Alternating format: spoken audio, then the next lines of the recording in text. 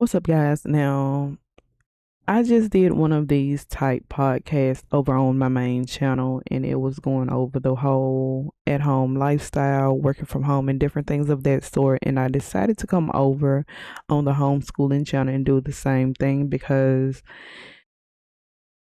during 2020, everyone know what happened. I had been started working from home ever since 2004, 2005, when people didn't even really know what working from home was. Now, I would say back about 6 or 7 years ago, I started homeschooling. Now, I know people have been homeschooling ever since then. That's just where it fell for my kiddos.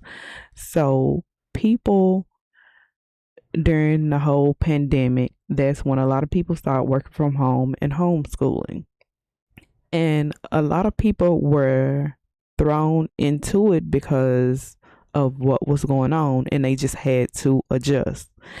Now, a lot of the negative stigma that got pushed on to homeschooling and working from home, it seems like it's still following it to this day.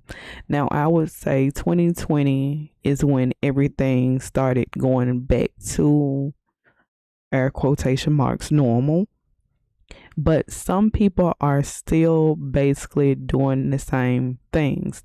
Now, you had a lot of people that was comfortable with doing online school. Now, if you guys didn't know, online schools, it can be public or tuition free. And it's basically where a teacher's there, your child have to show up at a certain time. And it's just like taking classes face to face at your regular brick and mortar school where your child gets up and leave out every morning. So online school is the exact same thing. It's just basically they're in their home. And homeschooling, a lot of people grouped homeschooling with online schooling because I guess the homeschooling, online schooling, they thinking it's like all the same thing, which I used to say the same thing. So if you go back in some of my podcasts from maybe like a year or so ago, I used to do the same thing, but it started to be where I didn't want to confuse anyone. So I started trying to say the definition and actually say which goes for which. Now, homeschooling is when your child is at home. It's either they can go through an umbrella school, and the umbrella school, it takes down the attendance and the grades and do everything for you. It all depends on what umbrella school it is, or you can just go the independent route, the traditional homeschooling way, and you turn everything in for yourself. So whether it's you're going through an umbrella school or you're going the traditional route, guys, I know it's many more ways off the grid and different things of that sort, but it kind of fall back under one of the two, either umbrella school or traditional school. If you want to give me some follow up, if you want to chat down in the comment section, that's fine. I also have a Discord server that is open for you guys, and I will have that in the description box below. It's just that server will be there just so we can have more of a conversation, and resources and things will be there. So if it's anything that you're wondering, if it's anything that you want to know, if it's something that you know that I don't know or someone else knows, that's what that Discord server will be there for.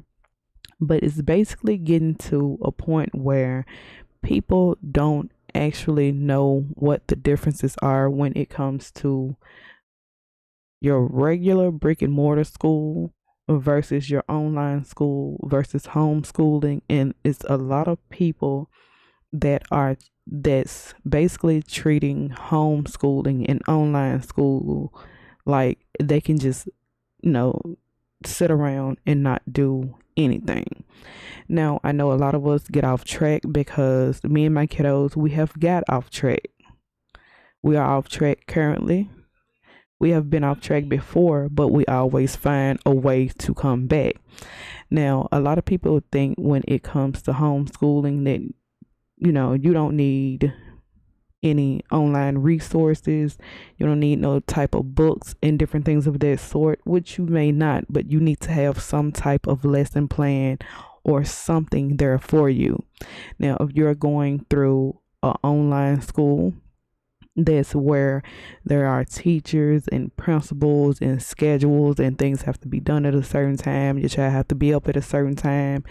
You need to know what it is exactly that you're supposed to be doing. You're supposed to have all of the contact information for all teachers and just the school in general when it comes to online school.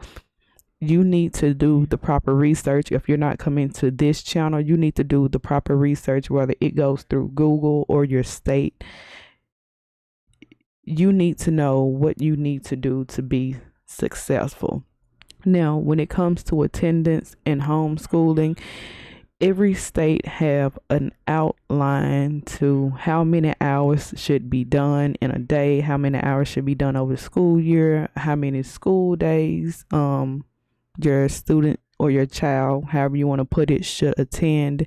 You need to know these things because it's one thing in doing things your way, because a lot of people like to go through the unschooling route. Some people like to let their kids kind of do the things that they want to do, and some people just don't do anything at all, and that's what you don't want to do. So before you guys get into homeschooling or online schooling, you need to know, you need to write down some type of notes or some type of guidelines on what you feel like should be done. If your child go to a regular brick and mortar school, or just say they may be getting into kindergarten, you need to know all of the requirements that's needed for you to do what's needed, because it's easy going into things and you feel like you know what you want to do, but you also need to have the resources. Homeschooling or online schooling. Now, online schooling, it can be free for you, but the school, because the school is footing the bill. But when it comes to homeschooling, there are things that you need to buy to make sure that your kid have what they may need. For instance, when my son first got into online schooling, they sent him a laptop, but he didn't need one because he had a computer on his own. But I couldn't send it back, because if I sent it back, they would unenroll him. So it's kind of like we kept that laptop there just for homework purposes and things of that sort. So the documents wouldn't get on his actual computer. But when it came to taking classes and showing up for classes, he did that through his own personal PC. When it comes to homeschooling, if you don't have a personal computer and you don't have any type of pen or paper, you need to think about getting one or getting the other. Most of the time, people go toward investing in a personal PC just so you are able to keep how can I say it? So you are able to keep up with things a little bit better. Now, all of my kids, I only have 2 kids. Both of my kids had their own PC anyway. With homeschooling, you also need to have an idea for curriculum. So for English, you need to have something, math, science, social studies, PE. It can be art. It can be something as simple as you watching YouTube videos. That's totally fine. I know the umbrella school that I'm going through, they actually let you put down what you're teaching through. So that's absolutely fine. But just hands down, you need to know what you're doing it for, and how often you're going to be doing it. I had someone that contacted me through email and basically said, well, they were told that they had to do at least 5 or 6 hours throughout the day, and they didn't know what they were going to do. When your child is actually in a brick and mortar school where they have to, put on their clothes every morning, leave out, either catch the bus or walk over to school. They're not doing anything for that 6 to 8 hours a day. They're not doing like things every minute of every hour of that day.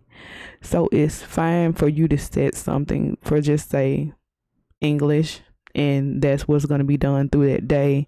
You may get up, go outside, that can be PE, or get up, do some chores, that can be PE, draw, and different things of that sort. So you don't have to set a task, so you make sure you and your child is constantly doing something for every minute of every hour. You just have to make sure it's something that can fill that space, and if it don't fill that space, no harm, no foul. Just whatever the requirements are, you log that time and you make sure your kiddo is not behind and move forward. So in the Discord server, I will be talking to you guys more on different things of that sort, because it's a lot of people that just don't understand, and it's a lot of people that's really nervous. And like myself, I didn't quite know what homeschooling was, because I went through a virtual school here in my county, and then I went through online school, and then I did homeschooling because I wanted to get a good understanding of what homeschooling really was. So you guys can come over to the Discord server. It will be in the description box below, is where you can either download the app and it can be on a device, or you can just go through the web. Same thing.